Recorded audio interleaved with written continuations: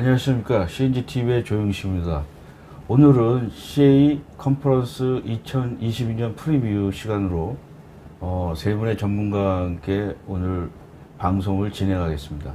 우선 오늘 세 분의 유명하신 세 분을 모셨는데, 오늘 세 분의 우리 전에도 얘기를 좀 하고 나왔는데 굉장히 재밌는 얘기를 많이 해주실 거라고 생각을 하고 있습니다. 그래서 세 분 각자 좀 소개를 해주시죠. 우선. 네, 저는 에픽이라는 컨설팅 회사에서 전문위원으로 있는 강병식이라고 합니다. 네, 좋은 자리에 좋은 사람들과 함께 초대해 주셔서 감사합니다. 예, 반갑습니다. 안녕하세요. EDNC에서 근무하는 황순한이라고 합니다. 저는 EDNC의 오토데스크 기술팀에서 근무하고 있고요. 사출 성형 시뮬레이션 쪽으로 전문적으로 일을 하고 있습니다. CA 컨퍼런스 2022 프리뷰에 초대해 주셔서 감사합니다. 예. 안녕하십니까. 모아소프트 한은실입니다. 저는 그 디지털 융합 사업본부를 맡고 있고요. 오늘 여러분들에게 조금은 낯설지만 재밌게 말씀드리려고 노력하겠습니다. 감사합니다. 예, 반갑습니다. 예, 오늘 우선 사실은 디지털 요새 이제 유행어라고 그러나 그래서 디지털 트윈, 디지털 트랜스포메이션, 모빌리티 이렇게 있는데 CA가 안 포함된 거가 없지 않습니까, 여기에. 그래서 오늘 이제 메가 트렌드지만 나름대로 제가 세 분에게 부탁드린 거는 좀 인사이트를 많이 좀 설명해 주시고 자기가 지금 하고 있는 주위의 경험도 좀 많이 재밌게 얘기해 주셨으면 감사드리겠습니다. 오늘 우선 강병식 전문위원님이 우선 스타트를 하셔야 될 것 같아요. 그래서 네. 오늘 좀 설명을 자세히 해주시죠. 네. 예, 시작하겠습니다. 네, 오늘 저는 가상제품 개발 방향이라는 주제로 나왔고요. 또 제가 이제 산업체들과 가상제품 개발 연구회라는 활동을 하고 있습니다. 그래서 이제 그 밑에 부제가 Journey to the Digital Transformation, 많이들 얘기하시는 디지털 트랜스포메이션으로 이제 가야 되는데, 기본적으로 저희가 하고 있는 CA를 포괄하고 있는 디지털 엔지니어링 각 분야에서 어떻게 이거 포괄적으로 디지털 트랜스포메이션으로 갈 것이냐가 이제 저희 연구의 또 주제기도 해서 그 제목을 가지고 왔고요. 전체적인 내용은 다들 아시는 저희가 제품 개발을 하는 방법론 관점에서 어떻게 CA가 가야 될 것이냐, 어떻게 발전해왔고 앞으로의 가는 방향, 그리고 이제 그렇게 하다 보니까 거기에 이제 필요한 기술 방향들이 될 것 같고요. 이러한 부분들이 사실은 저도 이제 CA 컨퍼런스에 계속 참여하면서 많이 이야기도 많이 듣고 저도 발표하고 주관도 해왔었는데, 저희가 오늘 또 CA 컨퍼런스의 프리뷰다 보니까 네. 그런 관점에서 전체적으로 우리가 어떤 방향으로 네. 이 기술을 가져가서 네. 제품 개발에 기여해야 되는가라는 방향성으로 저는 발표를 드릴 것 같고요. 거기에 대한 상세한 내용들은 저희 컨퍼런스에 참석하시면 많은 내용들을 받아보실 수 있을 것 같습니다. 어차피 저희가 이제 기술을 쓰는 것은 산업체에서 제품 개발을 어떻게 효율화할 것이냐라는 관점으로 쓰기 때문에 좀 개발 프로세스에서 우리가 어떤 역할을 해야 되는가라는 관점을 좀 보려고 합니다. 보시면 대부분의 개발 프로세스는 이제 4단계로 이렇게 구성이 되는데요. 첫 번째가 이제 기획 단계가 되겠고, 두 번째 개념 개발, 세 번째 실제적인 제품 개발, 그다음에 이제 대량 생산 준비하는 과정이 됩니다. 그래서 플래닝 단계에 이제 각 세부를 보실 것 같으면 아이디어를 하고, 그다음에 항상 따라오는 게 아이디어에 대한 평가가 나오게 되고, 거기서 이제 동의가 일어나면 이제 컨셉 개발로 방향성을 검토하게 되고요. 역시 컨셉에 대한 정의가 내려지면 거기에 대한 상세적인 검증을 진행하게 되고, 그게 맞춰지면 모델의 방향성을 픽스하는 모델 고정이라는 과정을 거쳐서 이제 실제적인 제품 개발로 넘어가게 됩니다. 그 과정도 설계에 대한 아이디어가 나오고 설계를 진행하면 최종적으로 밸리데이션이 있게 되고요. 또 승인이 되면 최종적으로 이제 매니팩처링 점검에 들어가서 그거에 대한 아이디어 밸리데이션. 결국 저희가 개발 효율화 관점에서 여러 가지 다양한 이제 효율성이라든가 코스트를 낮춘다든가 또 시간을 줄인다든가 이런 목적을 가지고 하는데, 개발의 연관관계로 보면 결국은 좋은 아이디어를 내서 그거를 효율적으로 평가 검증을 하고 그걸 통해서 효과적인 디시전 메이킹을 빠르게 가져가야 개발을 효율적으로 갈 수 있다라는 관점이라고 보시면 될 것 같습니다. 그래서 결국은 개발에서는 설계를 포함한 아이디어 대비 어떻게 효율적으로 그것을 평가 검증해 줄 것인가라는 게 굉장히 중요하고, 저희 CA의 역할이 바로 이 평가 검증의 역할에 있다라고 봐집니다. 그래서 현재 제 백그라운드가 아무래도 이제 자동차 쪽이고, 그 중에서도 뭐 주로 구조 역학 쪽을 많이 했는데요. 보시면 기획 단계, 개념 개발 단계, 제품 개발 단계, 양산 준비 단계에서 하는 역할들을 보면, 기획 단계에서 뭐 상품 기획, 제품 기획, 목표 설정, 사양 결정, 자동차라면 이제 뭐 파워 시스템, 차시 시스템, 또 바디 시스템의 사양 결정을 하게 되고요. 그런 결정 방향에 의해서 개념 설계가 진행되고, 현재 진행하는 방향에서는 개념 설계를 진행하면서 설계의 상황을 판단하는 디지털 검증을 통해서 부족한 부분이 있으면 설계를 보완을 해서 설계를 완료하게 되고, 설계를 완료하면 뭐 프로토 제작해서 기본적으로 해와던 시험 검증을 하게 되죠. 그러면 이제 거기서 승인이 나면 제품 개발 단계에 들어가면 또 동일한 작업들을 합니다. 그래서 이제 설계가 다 완성됐다라고 하면 양산 준비가에 가서 생산 기술 검증, 공정 검증, 품질 확보를 필요로 해서 또 디지털 검증과 프로토타입 검증, 이런 개괄적인 단계를 거치게 됩니다. 그래서 현재의 대부분 자동차 회사들이 진행하고 있는 단계를 보시면 두 개의 개발 단계에서 각각 하드웨어를 만들어서 검증하는 단계가 있습니다. 그리고 마지막에 이제 파일럿 단계에서 한 번 더 하게 되죠. 근데 이게 90년대 말 2000년까지를 보면 이 하드웨어 검증 단계가 5번이 있었습니다. 그래서 현재는 2+1의 단계로 가고 있지만, 그때는 이제 5+1. 그래서 개발 기간이 60개월 걸릴 때였죠. 그거 대비 디지털 검증들이 들어오고 또 다른 디지털 기술이 들어오면서 개발 단계가 줄어들고 전체적인 개발 기간이 반 이하로 줄어드는 상황입니다. 그래서 현재 저희가 검증하는 상황들을 보면, 설계 아이디어가 나온 후에 거기에 대한 평가 검증들을 하고 있고요. 뭐 양산 준비도 마찬가지로 방향성을 정하고 거기에 대한 생산 기술이나 공정 레이아웃에 대한 검증을 하고 있는 상황이죠.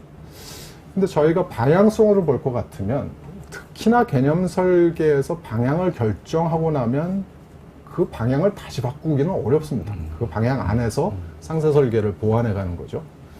그런 관점에서 시뮬레이션을 통해서 개념 설계의 최적 방향을 잡아주는 게 바람직한데, 그 부분이 아직까지는 정립되지 않았다라는 부분이 한 타겟이 되겠고요. 기획 단계에 보면 검증 평가 단계가 없습니다, 현재.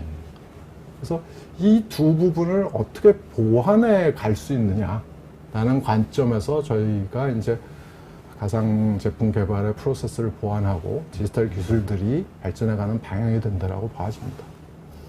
개발 방법론 관점으로 보면 뭐 다 아시다시피 기존에 해왔던 하드웨어 기반의 개발 방법론에서는 설계하고 프로토타입 만들고 테스트하는 이 반복적인 방법론에 의해서 시험 개발이라는 용어를 저희가 써왔습니다. 시험을 기반으로 개발했다.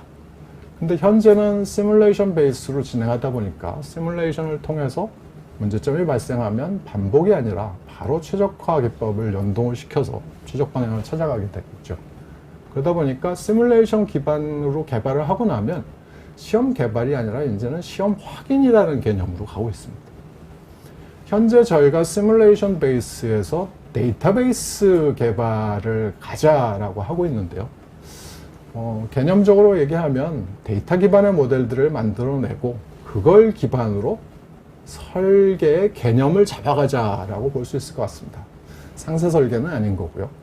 그러면 이렇게 개념 설계 방향을 잡게 되면 거기에 대한 검증은 이제는 시뮬레이션, 기존의 3D 기술로 확인을 하자, 이런 방식으로 가게 된다고 볼 것 같습니다. 그래서 이미 90년대 말부터 이렇게 쭉 나오고 있던 뭐 자동차 분야는 오토모티브 시뮬레이션에서 오토심이라는 쪽에서 이제 방향을 설정한 게 어떻게 시뮬레이션을 개발 프로세스에 인테그레이션 할 것이냐, 또 시뮬레이션을 활용하는 컴피턴스 레벨을 높일 것이냐가 방향이었는데 결국 그 방향대로 가고 있고, 또 다른 방향은 기존의 설계가 나온 다음에 평가한다라는 이 순서를 역으로 시뮬레이션을 통해서 최적 방향을 잡아놓고 설계를 진행하자라는 역발상으로 가는 부분들이 지금 저희들이 많이 얘기하고 있는 디지털 트랜스포메이션 또는 디지털 트윈의 방향이라고 생각할 수 있을 것 같습니다.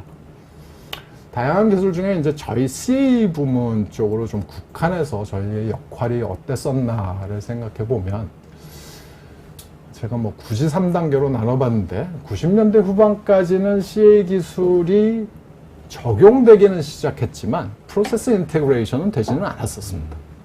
그리고 이때 기술과 또 슈퍼컴퓨팅 파워의 한계가 있었기 때문에 저희가 하는 역할은 설계가 완료되고 나서 도면이 릴리즈되면 그걸 갖고 모델을 만들어서 해석을 하게 되죠. 통상 이 당시에 그 기간이 3개월에서 4개월 걸렸습니다. 그러면 이 기간이면 프로토타입도 만들어서 시험도 완료되는 기간하고 거의 비슷합니다. 그러다 보니까 저희 역할이라는 게 시험 결과랑 비교하는 코릴레이션 엄청나게 많이 했죠. 그리고 나서 이제 저희가 역할이 시험에서 페일이 일어나면 그거를 어떻게 좀 설계 방향으로 보완하는 작업. 그래서 그때 역할이라는 건 시험 평가의 보완 역할 정도 수준이었다라고 봐지고요. 이게 이제 CA 기술도 올라오고 컴퓨팅 파워도 늘어가면서 2000년대까지 이제 정립된 상황에 의하면 설계를 진행하는 과정에서 그 설계 도면을 모델로 만들어서 검증을 해서 부족한 부분을 보완해서 설계를 완전히 평가를 만족할 수 있는 수준으로 만들어서 설계를 출도하게 만들자 역할이었습니다. 이렇게 되고 나니까 사실은 저희가 설계 중간 단계에서 출도까지의 기간이 딱 2달입니다. 8주. 네. 8주 동안에 모든 해석을 수행해서 페일이 일어난 부분 보완 설계까지 검증을 해갖고선 설계에 반영을 해야 됩니다.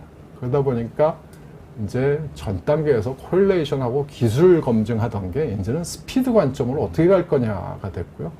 오토메이션을 통해서 정말 이 6주 동안에 거의 200항목에 대한 해석을 수행하게 됩니다.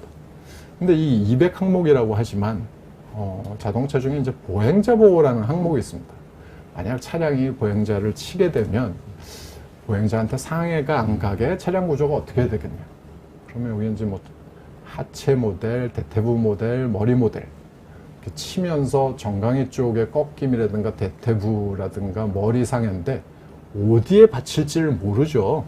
그러다 보니까 총 타겟 포인트가 170포인트 정도 됩니다. 이걸 다 해야 한 항목인 겁니다. 근데 예전에는 이거 하는 데만 8주가 걸렸습니다. 아무리 엔지니어를 많이 투입해도 이제 이런 것들을 자동화를 하면서 이제 한 주 반 정도 내에 하는 수준까지 끌어내리게 됐습니다. 그래서 이 2단계에서는 자동화를 굉장히 많이 활용했던 거고요. 그러다 보니까 이 효과가 많이 나타나고, 그래서 궁극적으로는 개념 설계를 우리가 하는데 최적 방향을 좀 잡아줄 수 없겠냐. 그래서 이제 2010년대 중반부터는 이쪽에 좀 다양한 시도를 했던 것 같습니다. 문제가 뭐냐면 여태까지는 설계 도면 기반으로 모델을 만들었는데 설계 작업 전에 해석을 하려니 도면이 없는 상태에서 모델을 만들어야 됩니다. 그러다 보니까 이제 모델링 기법들, 어떻게 기존에 가지고 있는 해석 모델을 갖고 새로운 형태의 모델을 만들어낼 것이냐, 그리고 그걸 기반으로 위상 최적화를 어떻게 해서 최적 방향을 잡을 것이냐, 이런 관점으로 많이 진행했는데요.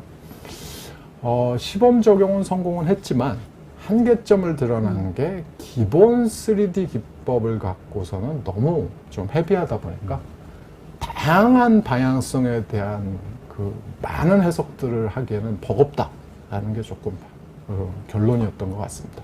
어쨌든 시범 적용은 성공을 해서 저희가 이제 전체적으로 보면 CA 적용 관점의 확대가 기존의 설계 평가라는 관점에서 개념 최적화 방향까지 이제 끌어올리게 됐다라는 거고, 그 전에는 이제 정확도에 좀 집중돼 있었다면 이제는 스피드 관점, 어떻게 빠르게 다양한 해석들을 할 수 있는 기술이나 환경을 만들어가느냐라는 새로운 시각이 일어났다라고 볼 수 있을 것 같습니다.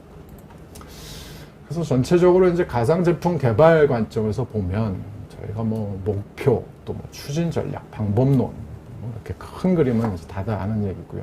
말씀드렸던 개발 방식이 테스트 기반에서 시뮬레이션 기반, 데이터 기반으로 이제 전환돼 가고 있고, 저희가 썼던 용어들을 보면 시뮬레이션 기반으로 넘어가면서 디지털 개발 방법론이라는 용어를 많이 썼던 것 같습니다.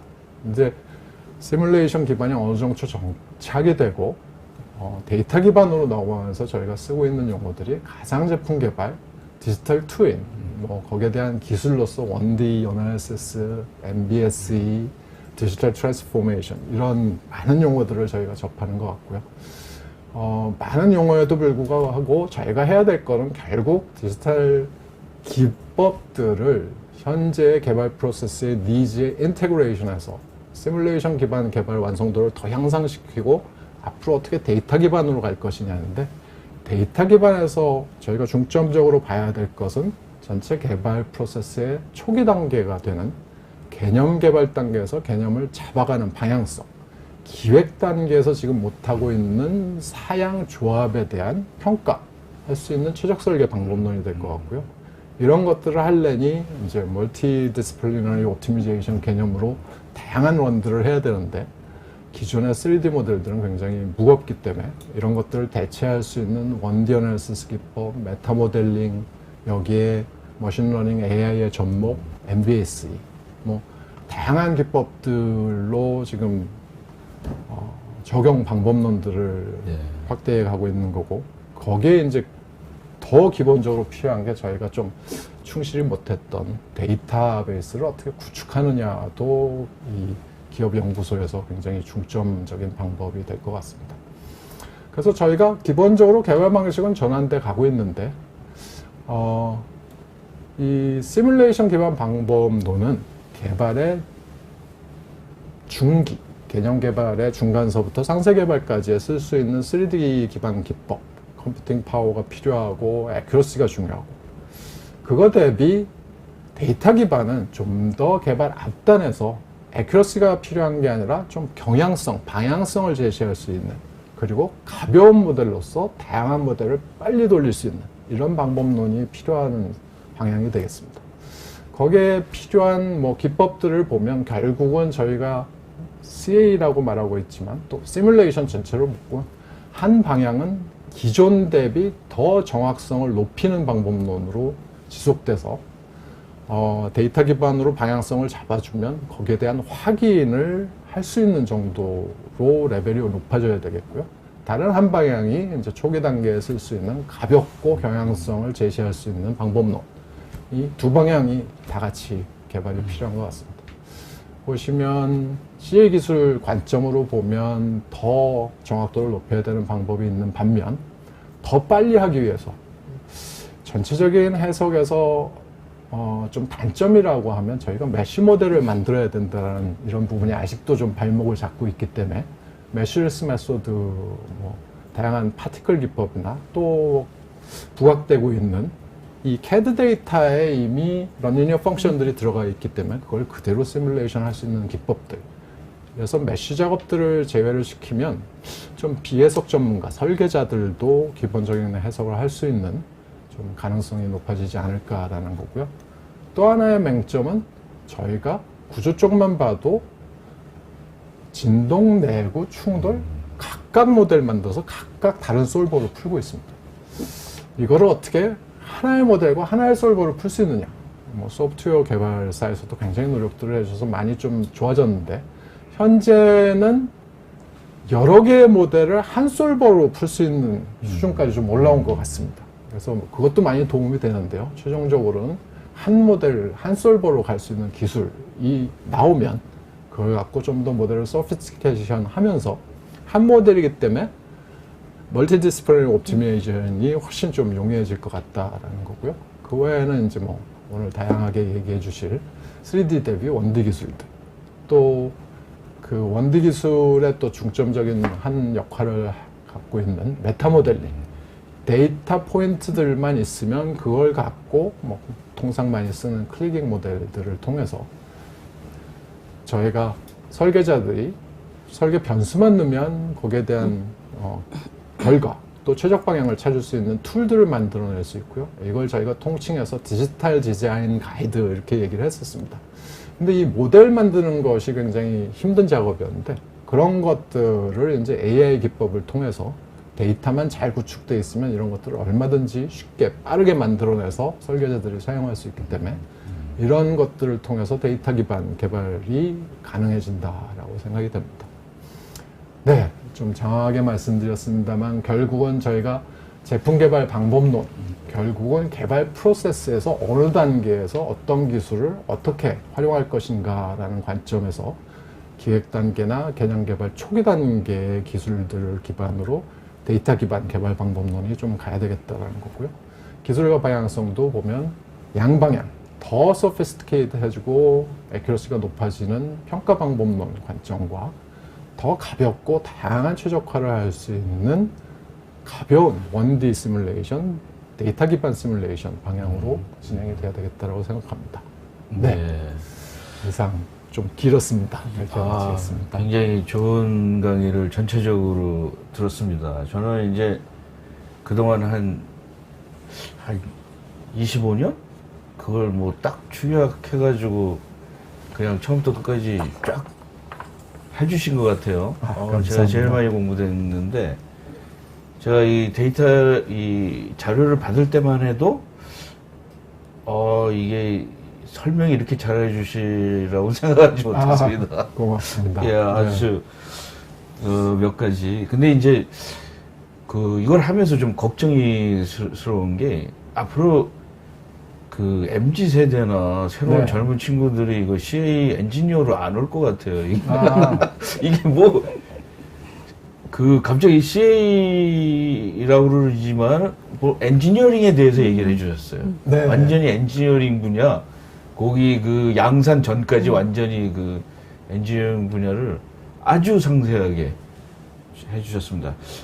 여기 중에서, 여기 들으시는 분들 중에서 엔지니어링 부분에 정말 관심 있는 분들은 이걸 다시 한번 좀 여러 차례 복습을 하시면 엄청나게 좋은 효과가 있을 거라고 생각이 듭니다. 저희도 이제 이 회사에서 젊은 연구원들을 보면 저희하고는 많이 다른 게 저희 세대는 소프트웨어를 익히려고 하면 매뉴얼부터 봤죠.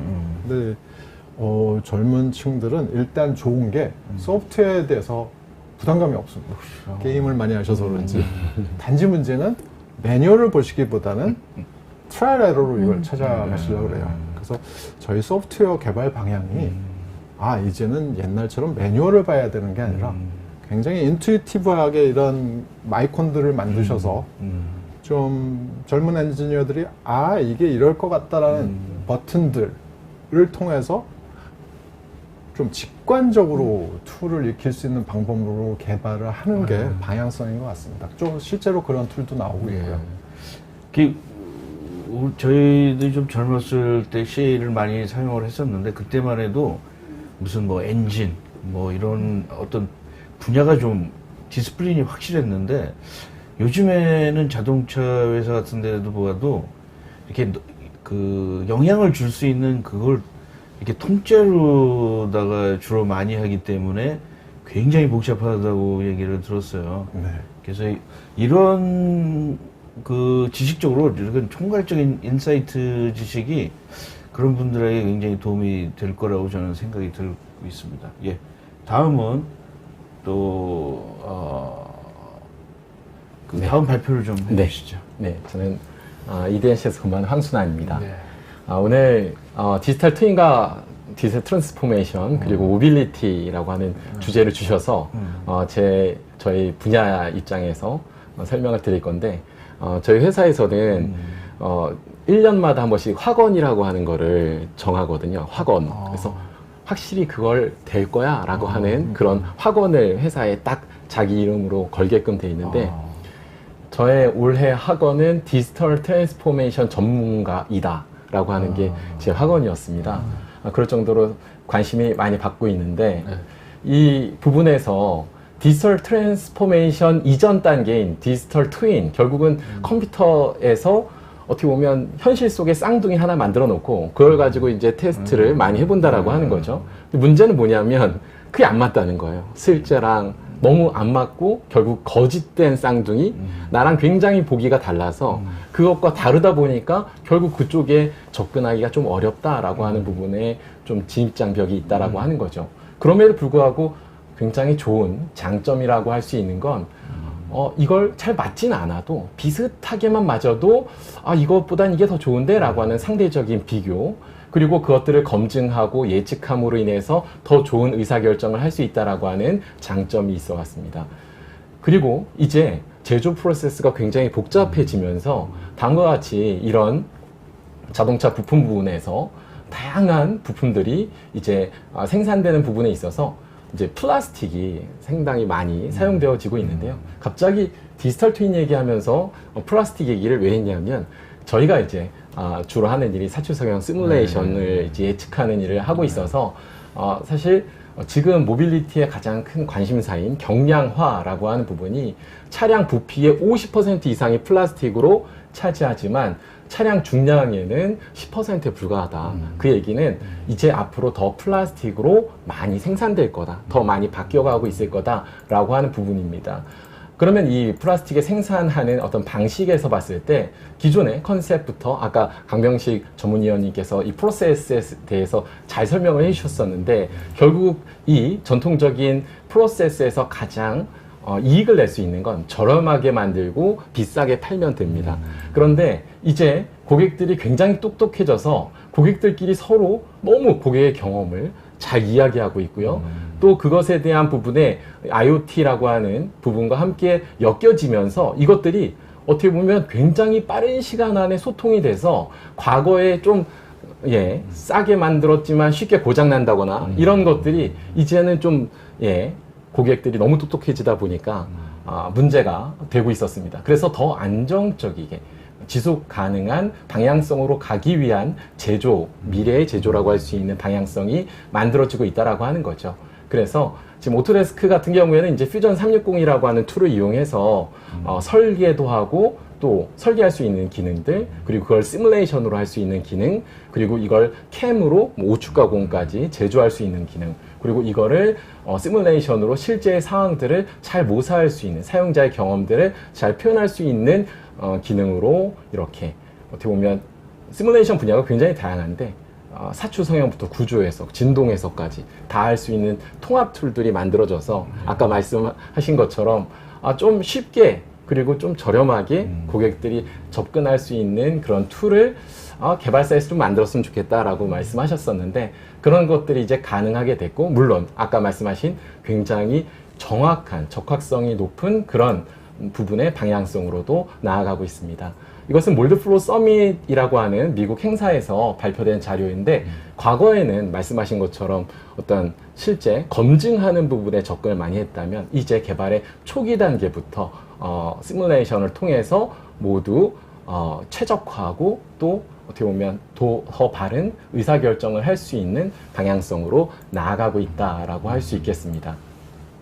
지금까지 너무 길게 장황하게 이야기를 해서 영상을 지금 하나 포함하고 있는데 사출성 시뮬레이션도 하고 구조 해석도 하고 그다음에 유체 해석도 하는, 그리고 이 적층에 대한 부분의 시뮬레이션까지 통합 솔루션들이 필요한데 이런 통합 솔루션의 가장 큰 핵심은 이제 모빌리티, 언제 어디서든지 간에 사용할 수 있고 접근할 수 있는 라이센스 방식, 예를 들면 기존에 네트워크 라이센스를 사용했다면 이제는 로그인하는 라이센스 방식으로 오토데스크는 완전히 다 바뀌어가고 있거든요. 이제 집에서도 회사 라이센스로 로그인을 한다라든지 또 기존에 어떤 작업들이 다 클라우드 베이스 기반으로 올라가서 그런 일들을 한다든지, 그리고 여러 가지 인티그레이션 된 통합된 어떤 솔버들이 한꺼번에 들어가 있어서 그 부분들이 어떻게 보면 하나의 소프트웨어로 움직이는 그런 방식으로 한다든지 이런 것들이 이제 다 가능하려고 노력하고 있지만, 물론 말씀하신 것처럼 앞으로 가야 될 길은 훨씬 더 많이 남아있다라고 할 수 있겠습니다. 그래서 저는 이제 사출 성형 시뮬레이션 쪽으로 전문적으로 하고 있기 때문에 이 분야에서도 사실 너무나도 많은 이 연꽃 만개법이라고 이제 해서 하나의 주요한 인자들, 그 주요한 인자들이 다시 또 다른 인자들을 낳고 이 인자들은 또 다른 인자들을 낳는 너무나도 다양한 것들이 있어서 이것들을 딱 이제 뭐 몰드 플로우 시뮬레이션 강의를 할 때 이제 보여드리면 이제 시뮬레이션 하기 싫어 라고 이제 생각할 수 있다는 것이죠. 이제 전문가라고 하는 사람들은 여기에서 가장 주요한 인자를 빨리 찾고 그거를 접근성을 이제 더 빠른 시간에 해낼 수 있는 사람들이다 라고 할 수 있겠습니다. 이제 현재는 이제 사출 성형 시뮬레이션이라고 하는 건 사출기를 어떻게 보면 컴퓨터 안에서 시뮬레이션을 해서 가장 최적의 조건을 디자인을 바꾼다든지 사출 조건을 바꾼다든지 이런 일들을 하는 건데 현재는 연결되어 있지가 않아요. 그 이유는 일단 몰드플로우라고 하는 사출 성형 시뮬레이션 소프트웨어와 사출기의 조건 자체가 서로 다릅니다. 그러니까 어떻게 보면 그 부분에 진입 장벽이 하나 있는 거죠. 그래서 이 사출 조건을 입력하려면 사출기도 알고 몰드플로우도 아는 사람들이 이제 해야 되는 거예요. 사실 엔지니어가 다르고 여기는 그래도 뭐 기계 쪽을 전공한 사람들이고 시뮬레이션에 대한 이해가 있는 사람이라면 사출기는 한 일주일 정도 교육받고 바로 사출 작업자가 사출을 하는 거거든요. 그런 부분에 있어서 가장 큰 문제가 뭐냐면 사출 작업자는 사고 나면 안 돼요. 사고 나면 큰일 납니다. 엄청 혼나거든요. 근데 시뮬레이션 하는 사람들은 최적화를 좀 하고 싶기 때문에 위험을 감수해서라도 해보고 싶은 거예요. 이런 거에 대한 부분이 결국은 소통의 한계를 일으키고 추구하는 방향이 서로 다르기 때문에 문제가 된다라고 하는 겁니다. 이 부분에서 오토데스크와 엔겔 사출기 만드는 회사가 공동으로 사출기와 시뮬레이션 소프트웨어를 연결하는 부분에 어떻게 보면 애플리케이션을 개발을 했습니다. 그래서 몰드플로우의 데이터를 사출기에다가 직접 입력할 수도 있고요. 버튼을 누르면 이제 입력하게 할 수도 있고 사출기의 데이터를 몰드플로우로 갖고 올 수도 있어요. 그리고 몰드플로우에는 그냥 이론적인 사출기입니다. 그래서 사출할 때 사출이라는 건 뭐죠? 우리가 사출을 쭉 쏠 때 어떻게 보면 유량으로 보통 이제 수지를 밀어넣게 되는데 얘가 굉장히 급격하게 그 수지를 넣는 것처럼 시뮬레이션을 합니다. 그런데 실제 사출기는 0이라고 하는 속도에서 100mm/s까지 이동하는 시간이 있거든요. 그런 부분들에 대해서 시뮬레이션 소프트웨어에서는 여태까지 고려하지 못했고 이제는 이런 툴들을 이용하게 되면 여기 0부터 100mm/s까지 0.03초 만에 도달해 라고 하는 데이터를 여기다 넣어준다는 것이죠. 그러면 몰드플로우 사용자는 그냥 기본적인 몰드플로우 사용하는 것처럼 입력한다 하더라도 사출기의 성능을 고려한 시뮬레이션을 할 수 있다라고 하는 장점이 있겠습니다. 이것이 이제 그런 어플리케이션 중에 하나고요. 물론 지금은 어떻게 보면 시작된 지가 작년에 시작이 됐어요. 그래서 많은 데이터가 많지는 않지만 앞으로도 이쪽 방향으로 많이 가게 될 것으로 보입니다. 여기 몰드플로우 웨비나에서 이 발표를 제가 했었었는데 사실은 엔겔과 LG화학에서 수지를 이제 도움을 주셨고 그다음에 생산기술연구원에서 금형을 빌려주셔서 에어백 커버에 대해서 이제 최적화하는 접근을 한번 했었고요. 그리고 엔겔사에서 직접 미국의 몰드플로우 서밋 행사에서 도어 트림에 대해서 다음과 같이 시뮬레이션 한 사례를 발표했습니다. 물론 여기 부분에서 뭐 유튜브에 들어가면 두 가지 발표하는 자료를 볼 수 있는데 제가 간단하게 2페이지로 요약을 해봤어요. 그래서 첫 번째로는 몰드플로우 서밋 몰드플로우 웨비나에서 제가 발표한 사례인데 에어백 커버입니다. 아주 단순한 제품이죠. 이거를 시뮬레이션 하게 되면 사출 압력이 이렇게 나와요. 이건 사출기에서 받은 데이터입니다.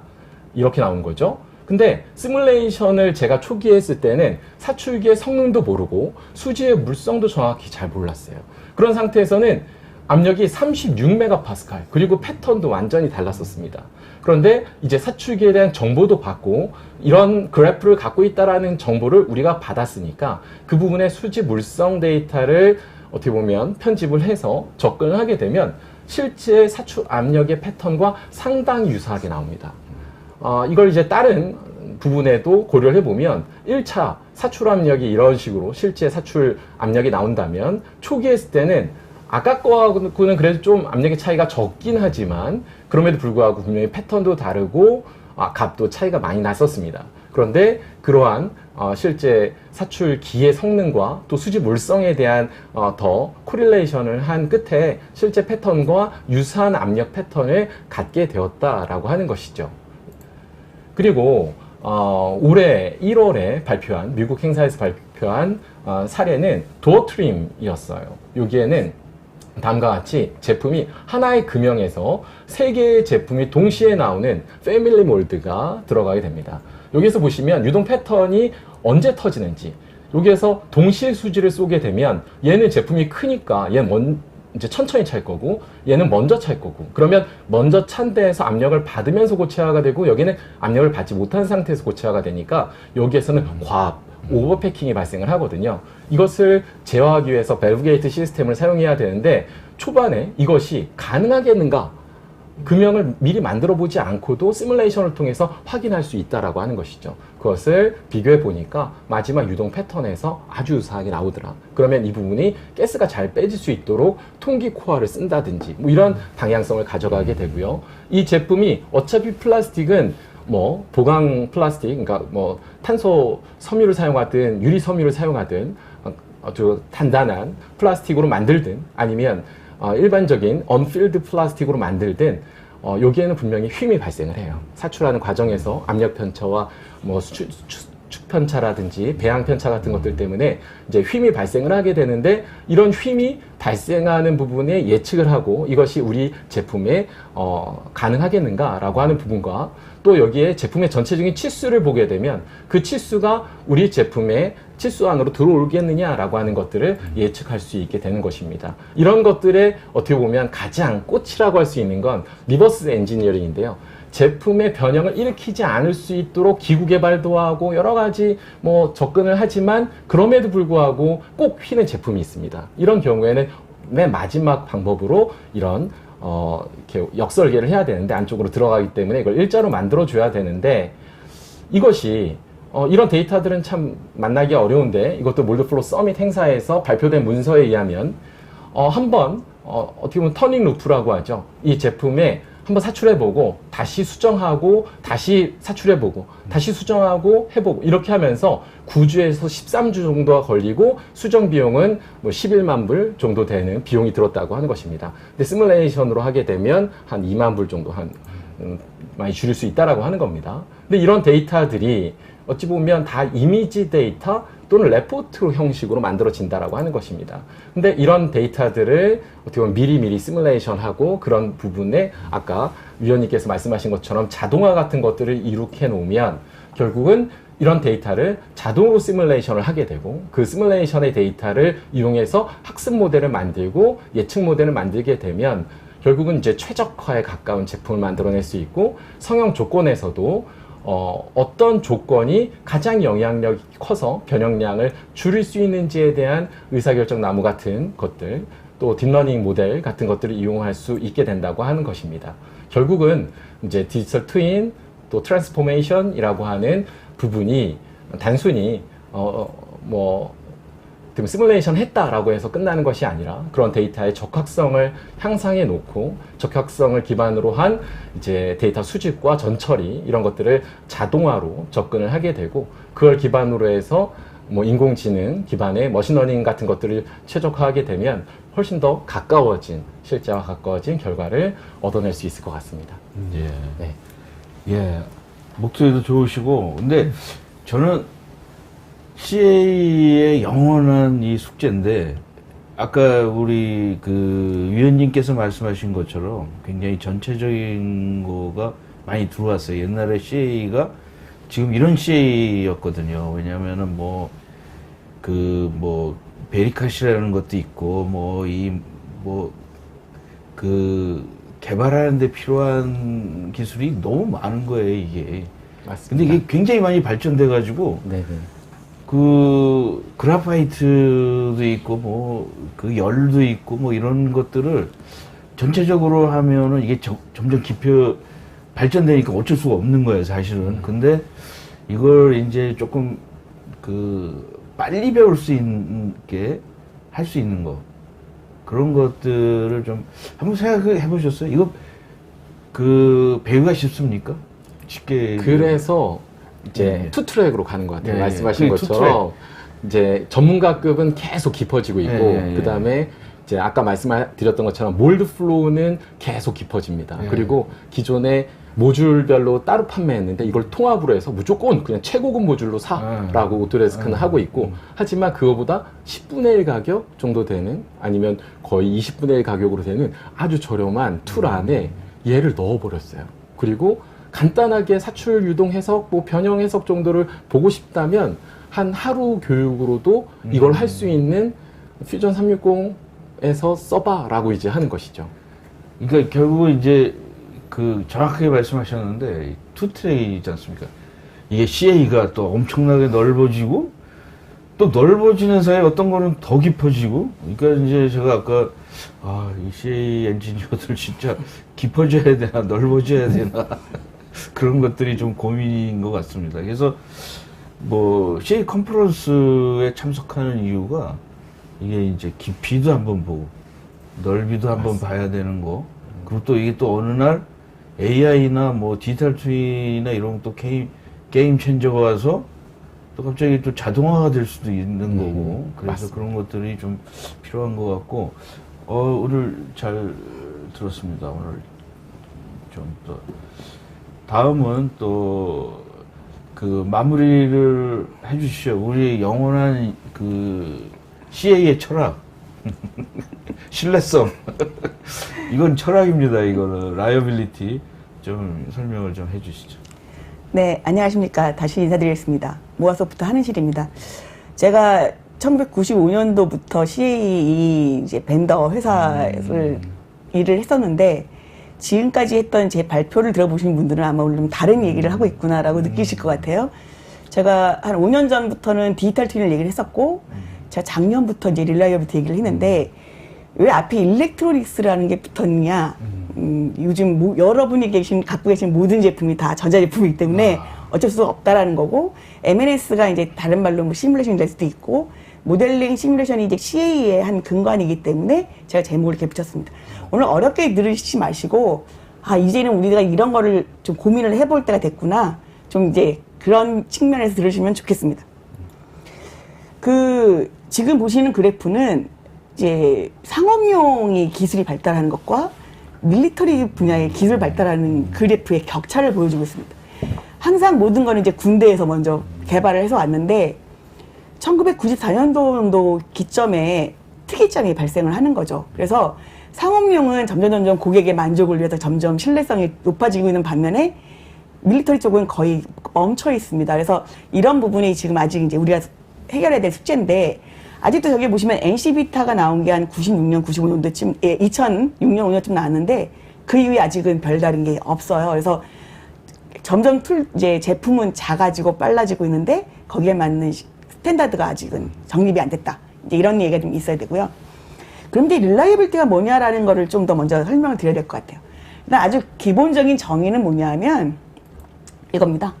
어떤 대상이 내가 원하는 2022년 12월 31일에 살아있어야 돼.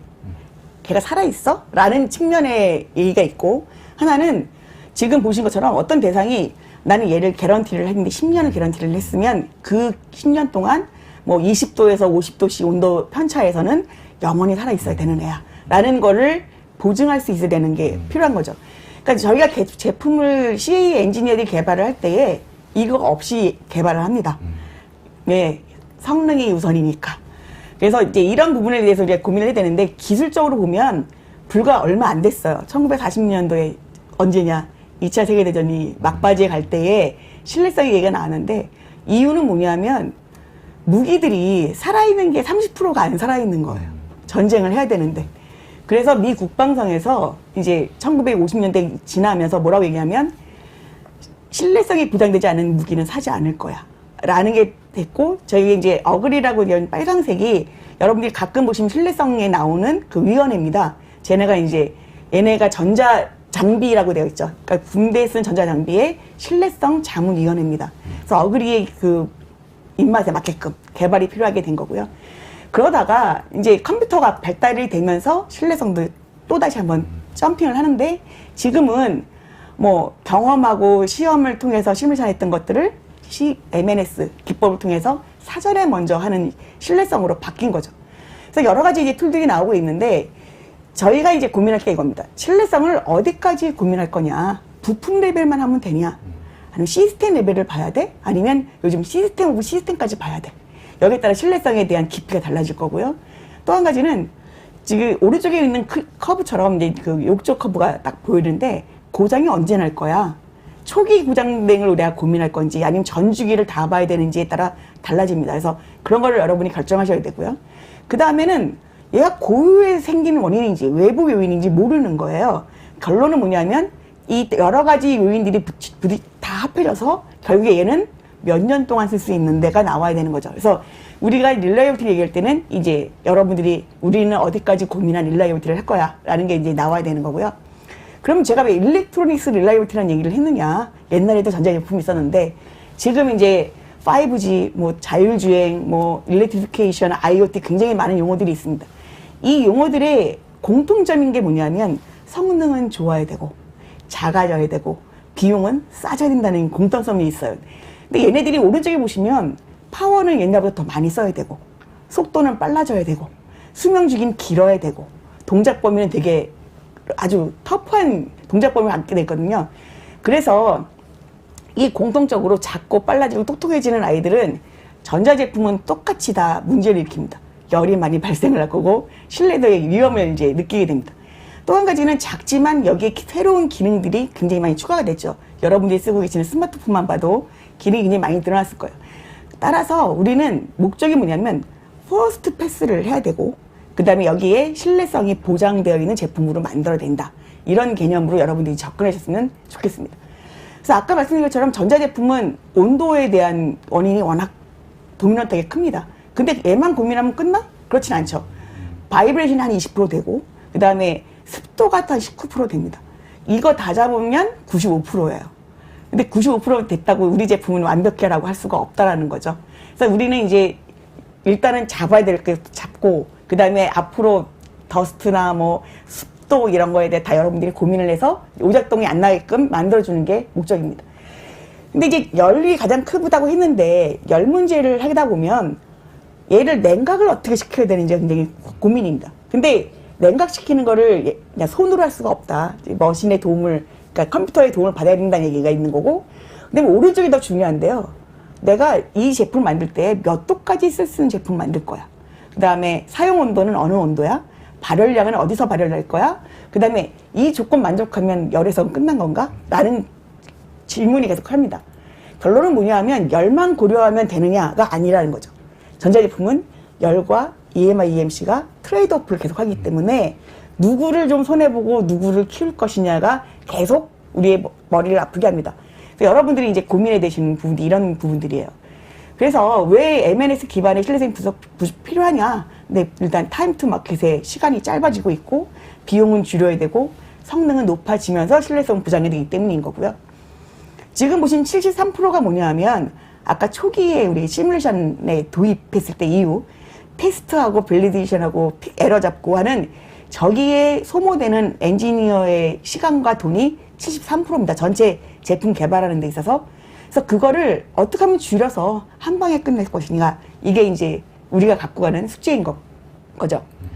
그래서 이제 이거는 뭐냐면 밑에 PDF도 이제 참고 문헌들이긴 한데 일렉트리스 릴라이비티를 이제 적용을 했더니 성능은 2400배까지 빨라질 수 있고 좋아질 수 있고 디자인 사이클은 25% 줄여지고 그 다음에 여기 들어가는 물성에 대한 비용이 한 20%까지 감소할 수 있어. 그러니까 신뢰성을 언제? 초기에 고민을 해라 라는 얘기입니다. 근데 우리가 말하는 전자제품은 잘 보시면 이제 PCB라고 하는 애들이 다 있을 텐데 거기에 반도체 칩도 올라가 있거든요. 그래서 얘네들이 보통 이제 칩 패키지 시스템이라고 얘기를 합니다. 이 CPS는 왜 M&S 기법이 꼭 필요하냐 하면 전기전자뿐 아니라 구조 유동, 그 다음에 공정 프로세스, 여기에 머리에 해당하는 소프트웨어까지 다 들어가 있는데 얘네들의 신뢰성이 다 얽혀 있어요. 그래서 시뮬레이션 하지 않고 신뢰성을 구축한다는 거는 과거에는 이제 확률 게임을 좀 했다면 지금은 시뮬레이션 기반의 확률을 우리가 추론을 해야 된다라는 거고요. 그래서 이제 PCB를 보면은 이제 칩, 우리가 말하는 컴포넌트부터 시스템까지 연결되어 있는데 얘네들이 고장이 고유에 이미 생기는 고장들이 있습니다. PCB를 만드는 순간 이미 왼쪽에 있는 애들은 발생하는 것들이에요. 그럼 이런 고장이 나오면 무조건 얘를 못 쓰느냐가 아니라 이런 고장이 날 때도 우리 제품은 언제까지 쓸 수 있어가 돼야 된다라는 거고요. 그 다음에 이제 PCB에도 아까 말씀드린 것처럼 열이 가장 문제가 되는데 열 때문에 변형이 일어나고 깨지고 PCB가 이제 페일이 나는 겁니다.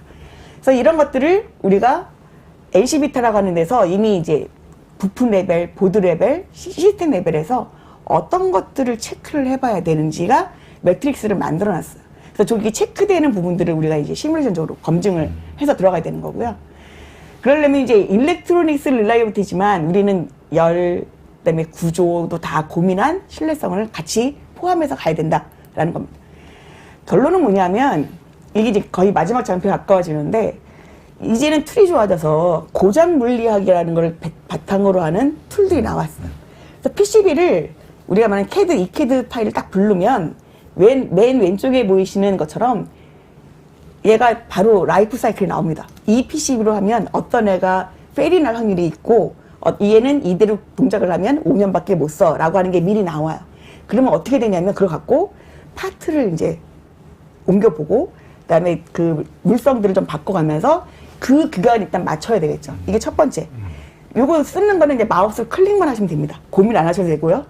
그리고 나서 전기전자 쪽에는 그 데이터를 갖고 이제 전기전자적 해석을 해야 되고 열을 하는 사람들은 저 지금 바뀐 부분으로 열 해석을 하겠죠. 그래서 서로 데이터를 이제 전자장 때 생기는 열까지도 반영해서 이제 투입을 하고 저 열 분포를 해석을 하는데 어렵지 않아? 네. 그래 결과 나오면요. 그 열화상 카메라 찍은 사진이 있다면 그 그림 파일을 그냥 갖고 오셔도 됩니다. 그러면 부품의 온도가 어떻게 될지까지 다 보일 수 있고요. 그래서 마지막으로 뭐냐면 최종적으로는 이 안에 이제 라이브러리 다 있기 때문에 유저가 고민을 별로 안 해도 돼요. 100만 개 정도 라이브러리 이미 있습니다. PCB에 필요한 것들이. 그럼 이렇게 해서 최종적으로는 아까 보신 것처럼 우리 PCB가 몇 년 동안 내가 살 수 있다라고 개런티 할 수 있어. 얘가 고장나는 거는 열 때문이야, 진동 때문이야, 뭐 때문이야까지 볼 수 있는 지금은 이제 CA가 이 정도까지 왔으니까 여러분들이 제가 이제 예를 든 건 PCB를 예를 들었지만 모든 분야에 대해서 신뢰성을 언제부터 처음 개념 설계할 때부터 신뢰성을 고민하셔서 매 단계마다 제품이 나올 때까지를 다 신뢰성을 검증을 하셔야 됩니다. 이게 제가 오늘 말씀드리려고 하는 전체 결론입니다. 감사합니다. 예. 사실 저도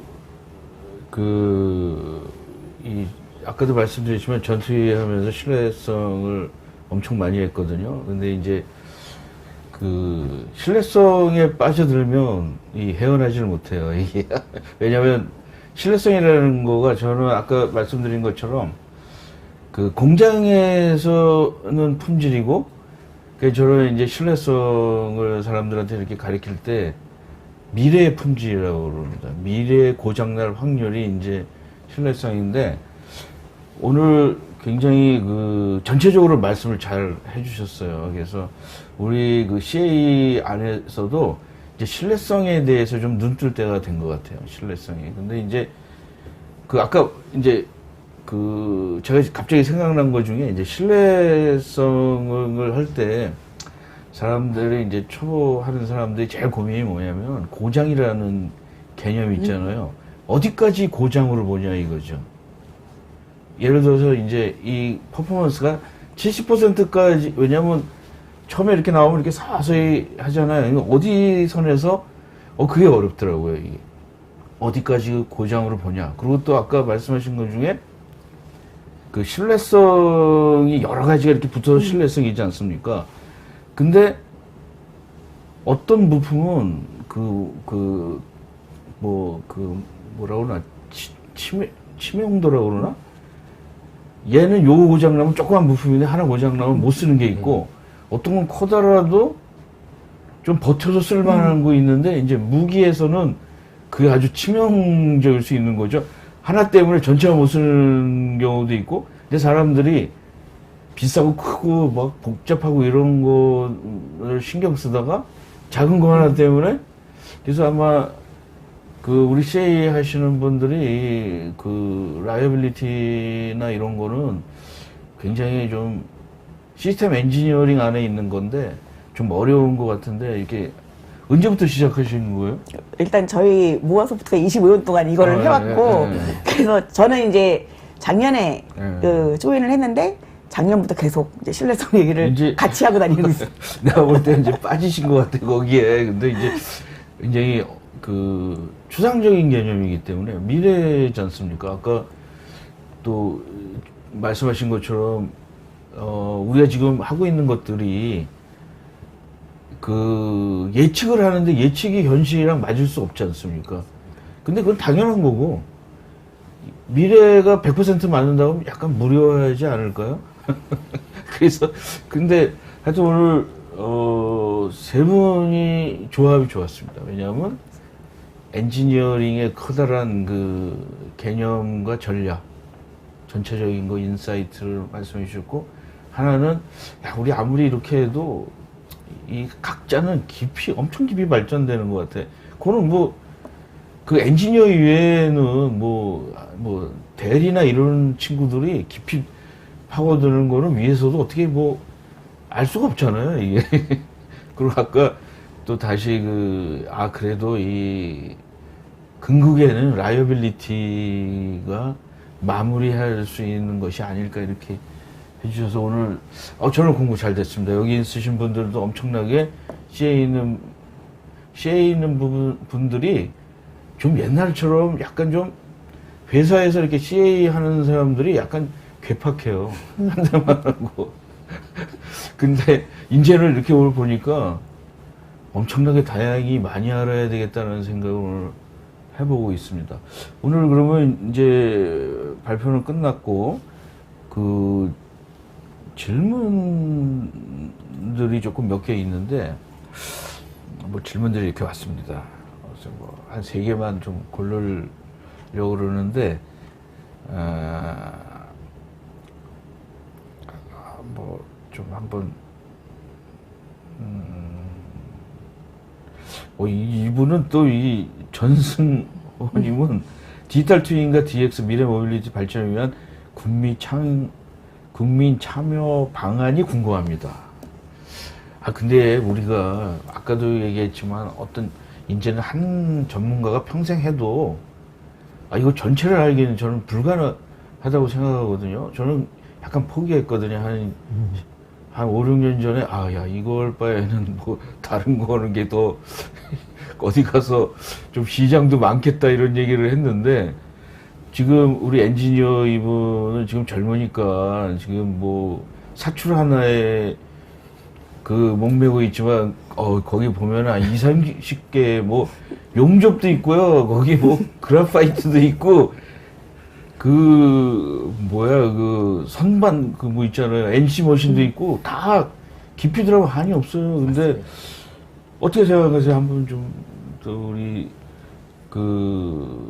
CA 컨퍼런스가 국민 참여 방안이 하나가 아닐까요? 이렇게 하시는데 한번 어떻습니까? 제가 보기에는 이제 기술이 성숙도가 떨어지면 네. 세분화될 수밖에 없습니다.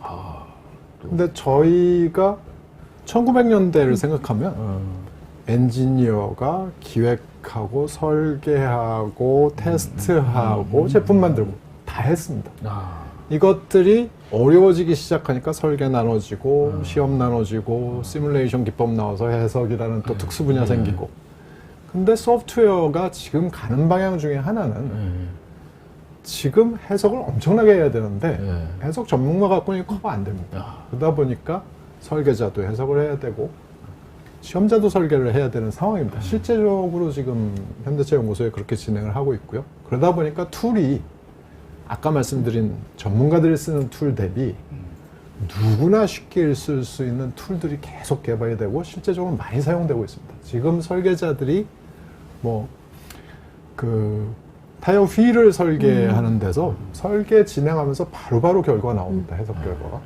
그러니까 이런 것들을 통해서 결국은 검증 기능이 일부 다시 설계자한테 돌아가서 통합적인 엔지니어링을 하는 환경으로 가고 있다는 거죠. 그런 관점에서 저희 시뮬레이션 툴도 세분화되는 방향 대비 누구나 쓸 수 있고 그렇죠. 하는 환경으로 가고 있는 게 이제 한 방향이면서 통합 엔지니어링을 다시 해주고 있다라고 보면 이제 그런 전체적인 DX 방향도 통합적인 판단을 할 수 있게끔 툴들이 기회를 주고 있다라고 볼 수 있을 것 같습니다. 황순환 엔지니어님 그 혼자 그렇게 깊이 즐기시지 마시고 다른 사람도 그 DCG를 하는 그 매니저들도 좀 알아서 DCG를 해야지 되는 거 아닙니까? 이게 이거 너무 이쪽으로 해야 되겠다. 결국 결정은 매니저 레벨에서 하는 거니까. 맞습니다. 예. 한 가지 조금만 더 예. 저도 덧붙이고 싶은데요. 결국은 시뮬레이션을 이제 많이 해줬어요. 네. 모든 사람들이 조금 쉽게 하고 편안하게 하는 네. 시뮬레이션이 많아졌는데 문제는 뭐냐면 적확성하고 너무 떨어진 시뮬레이션을 하고 있기도 한다는 거죠. 그렇죠. 그러면 안 하는 이만 못한 결과들도 나올 수 있는 거예요. 그래서 이제 앞으로 가야 될 방향은 한 단계 좀 더 나아가서 이제 오픈 루프 타입이라고 결국 이제 쭉 앞으로 그냥 가버리고 끝나는 게 아니라 시뮬레이션을 했다면 꼭 한 바퀴 돌아서 검증을 할 수 있는 클로즈 루프 할 수 있는 그 방향이 이제 정말 필요한 시기가 아닌가 싶습니다. 예. 여기 이제 이민수 분이 질문을 많이 하셨는데 마지막 저기에 칩 패키징 시스템에서 MS의 기반의 신뢰성 향상시킬 수 있는 방안이 무엇입니까? 그런 일단은 저희는 이제 시뮬레이션 툴을 쓰셔야 된다라는 게 있고요. 근데 그걸로 100%다 커버를 못할 테니 그동안 아마도 제품을 설계해서 측정하셨던 데이터들이 있을 거예요. 그래서 아까 이제 계속 나오지만 그 DB들과 그다음에 실제로 시뮬레이션 한 것들과 어떻게 맞춰갈 거냐 그거를 뭐 인공지능이 됐든 그 기법을 도입을 해서 맞춰가는 게 또 한 번 하나의 과제일 것 같습니다. 예, 오늘은 이제 다 분야인데 이제 항공 쪽은 이제 요새 복합제가 이제 고민이 많습니다. 이거 복합제가 이 도자기랑 비슷해요. 오븐에다가 하는 거기 때문에 도자기도 이게 나중에 굉장히 발전한다면은 도자기도 예측할 수 있는 게 어려운 점이 많은 것 같아요. 이게. 그 다음에 그 문중님이 전체적인 질문을 해주셨어요. 디지털 트윈, 디지털 전환을 상호 보완적으로 적용하고 활용하여 미래 모빌리티 효과적으로 구현하는 방법에 대해서 좀 마지막으로 좀 마무리 요기 해 주시죠. 우선 복합제 분야는 네. 저희 이제 CA의 생명이 인풋으로 들어가는 기본이 매트리얼 데이터인데 네. 뭐 강판이나 이런 금속 재료들 기본적인 복합제는 테스트를 통해서 얻어왔는데요. 예. 컴포짓 같은 경우에는 뭐 수만 가지가 지금 그렇죠. 동시에 나오고 있기 때문에 이걸 다 시험으로 할 수가 없습니다. 그러다 보니까 아까 그 말씀드린 오토심의 세 가지 방향 중에 하나가 매트리얼에 대한 예측이 가능해야 되겠다 해서 한 분야가 복합제 매트리얼의 매트리얼 특성 예측 기술들입니다. 이런 것들이 이제 90년대부터 툴들이 나오기 시작해서 지금은 수지의 조합과 파이버의 특성을 입력으로 넣어주면 그렇게 만들어지는 복합제의 재질 특성을 예측해주고 있고요.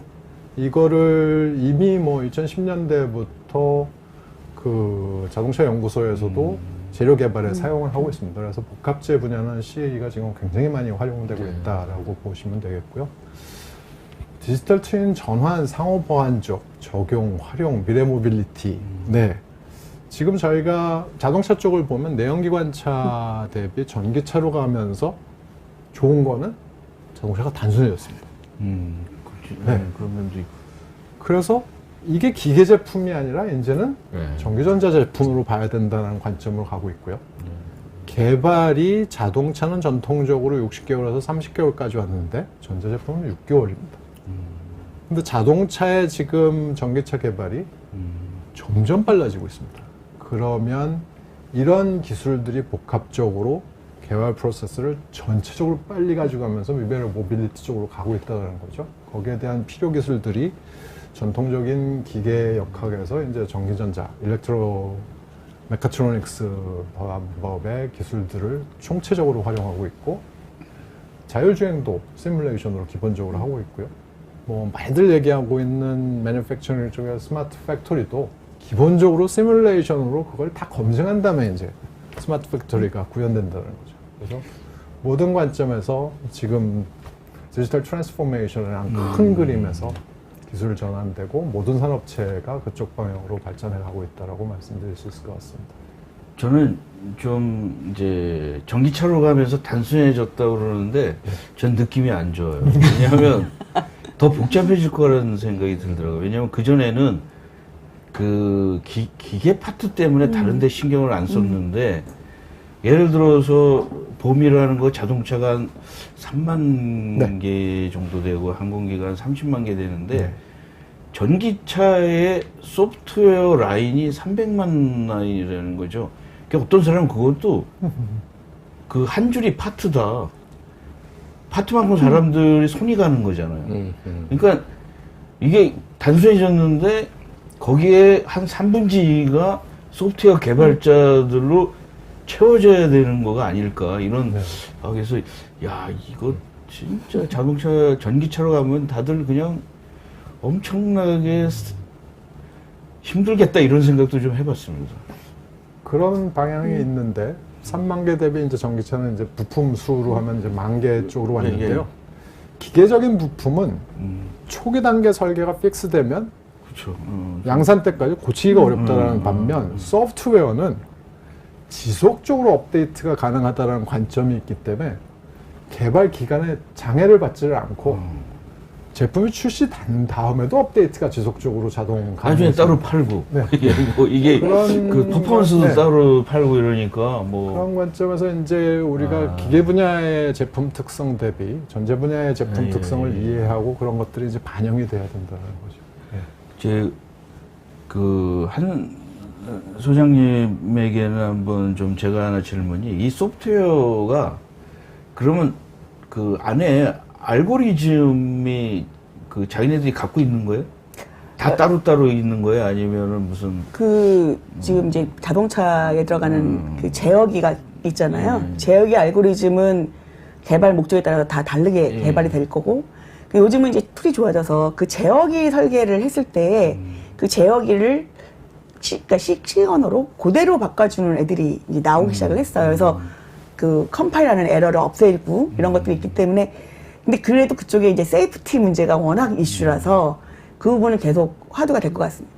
근데 이 알고리즘이 이게 마지막 질문인데 알고리즘이 뭐 수학적인 거예요? 아니면은 약간 좀 AI 쪽에 뭐 머신러닝이나 이런 쪽에 그 로지컬한 쪽입니까? 보통은 아주 단순한 4층 연산의 로직으로 보통은 자동차나 항공기는 되어 있고요. 이 알고리즘은 우리가 어떤 일을 이제 시켜서 그대로 수행하게끔 만드는 거잖아요. 그래서 복잡하거나 이런 사람의 언어를 쓰면 안 되고 아주 규격화된 정형한 포맷 아니면 쓰면 안 됩니다. 예, 제가 그게 궁금했었습니다. 예, 오늘 사실은 뭐 CA가 그 엄청나게 넓은데 우리가 약간 좀 한쪽을 좀 파본 것 같은 느낌이 왔는데도 오늘 세 분이 굉장히 잘 설명해 주셔가지고 여기 있으신 분들이 굉장히 많이 얻으실 수 있을 거로 생각이 듭니다. 그래서 오늘 그 방송 여기까지고 오늘 나와주셔서 세 분 다시 한번 감사드리고 오늘 방송은 여기까지 이것으로 마치겠습니다. 오늘 시청해 주셔서 감사드립니다.